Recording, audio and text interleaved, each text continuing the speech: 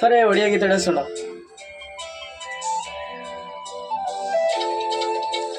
ଭାବୁଥିଲି ତୋରି କଥା ପତଳା ନିଦରେ, ତୁ ଆସି ଭିଜେଇ ଦେଲୁ ମଲ୍ହାର ରାଗରେ।